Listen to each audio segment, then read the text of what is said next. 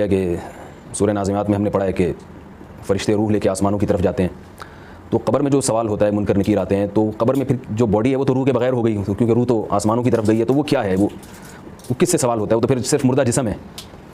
اس سوال کو اور میں مزید پختہ کرنے کے لیے مزید ایک بات کہتا ہوں کہ قرآن مجید میں آتا ہے کہ نیک لوگوں کی روحیں علیین میں ہیں، تو یہاں بھی ایک سوال ہوتا ہے کہ علیین تو آسمانوں میں ہے، وہ مقام ہے۔ تو دیکھیں، یہ روحیں جب آسمان کی طرف جاتی ہیں تو ان کا اس باڈی سے کچھ نہ کچھ تعلق رہتا ہے، یہ قرآن و سنت سے ثابت ہے۔ وہ کس نوعیت کا تعلق ہے اس کی حقیقت ہمیں معلوم نہیں ہے۔ اس کی مثال ایسے جیسے قرآن مجید نے موت کو نیند سے تشبیہ دی ہے۔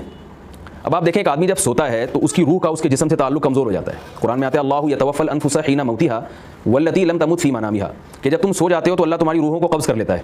کیا مطلب؟ روح کا جسم سے تعلق کمزور پڑ گیا، اور فرمایا جب تم مرتے ہو تو بھی اللہ تمہاری روح کو قبض کر لیتا ہے۔ تو موت اور نیند بہنیں ہیں آپس میں، یعنی ایک دوسرے کے مشابہ ہیں۔ فرمایا کہ پھر کیا ہوتا ہے کہ جب تم اٹھتے ہو تو ہم تمہاری روح دوبارہ لوٹا دیتے ہیں، اور موت میں نہیں لوٹاتے، بلکہ موت میں روح جب لوٹے گی جب قیامت قائم ہوگی، اس وقت یعنی مرنے کے بعد پھر روح لوٹے گی اور پورے زندہ ہو جاؤ گے۔ لیکن جب ہم سوتے ہیں، اللہ ہماری روح کو قبض کرتا ہے تو ہماری روح بھٹک رہی ہوتی ہے، کبھی امریکہ جا رہے ہیں، جاپان جا رہے ہیں، پتہ نہیں کیا کیا سیر کر کے آ رہے ہوتے ہیں، اور یہ پوری جسم میں نہیں ہوتی۔ مگر اس کا یہ مطلب نہیں ہے کہ جسم کا اس سے تعلق نہیں ہے۔ اس عالم خواب میں وہ روح کہاں کہاں جا رہی ہے، مگر اس مادی زندگی میں اس روح کا ہمارے جسم سے تعلق ہوتا ہے۔ تبھی آپ کسی سوتے ہوئے آدمی کے سامنے چیخ کے بات کریں یا بہت زور سے بات کریں، وہ جاگ جاتا ہے۔ اسی لیے جاگتا ہے نا کہ اس کی روح بالکل ختم نہیں ہوئی تھی، بلکہ اس کا تھوڑا سا کنیکشن تھا اس سے۔ تو موت کے وقت بھی یہ کنیکشن کچھ نہ کچھ باقی رہتا ہے، مردے کے کسی بھی جسم کے جزو کے ساتھ اس روح کا تعلق باقی ہوتا ہے، اور برزخ میں وہ آسمانوں کی سیر بھی کر رہی ہوتی ہے۔ تو اس لیے یہ سب ایک دوسرے کے منافی نہیں ہے، کیونکہ ہم نے بھی مر کے دیکھا نہیں ہے، تو وہ ہم اس مادی زندگی کو اس برزخ کی زندگی سے نہیں سمجھ سکتے۔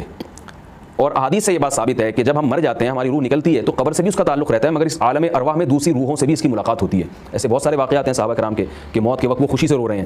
پوچھا گیا بھائی کیوں رو رہے ہو؟ کہہ رہے ہیں الان نلقا اصحاب محمد صلی اللہ علیہ وسلم، ان قریب ہماری محمد صلی اللہ علیہ وسلم اور آپ کے ساتھیوں سے ملاقات ہونے والی ہے۔ یہاں بھی سوال پیدا ہوگا بھائی یہ تو قبر میں ہوں گے، تو حساب و کتاب ہوگا کہ نبی سے ملاقات کی ہوگی، تو نبی صلی اللہ علیہ وسلم سے بھی ملاقات ہوگی، اور قبر میں اس باڈی سے بھی تعلق رہے گا۔ بالکل ایسے جیسے خواب میں ہم کسی سے بھی مل سکتے ہیں، لیکن اس کے باوجود اسی بستر والے جسم سے بھی ہماری روح کا تعلق رہتا ہے۔ وہاں عالم خواب میں ملاقاتیں بھی ہو رہی ہیں، اور اس بستر پہ جو ہمارا جسم، ہماری جو باڈی پڑی ہوئی ہے، اس سے بھی ہمارا کنیکشن اس روح کا کسی نہ کسی درجے میں قائم رہتا ہے۔ تو یہ رہتا ہے قائم قبر میں، اسی کنیکشن کے قائم ہونے کی وجہ سے ہمیں عذاب بھی محسوس ہو سکتا ہے اور لذت بھی محسوس ہو سکتا ہے۔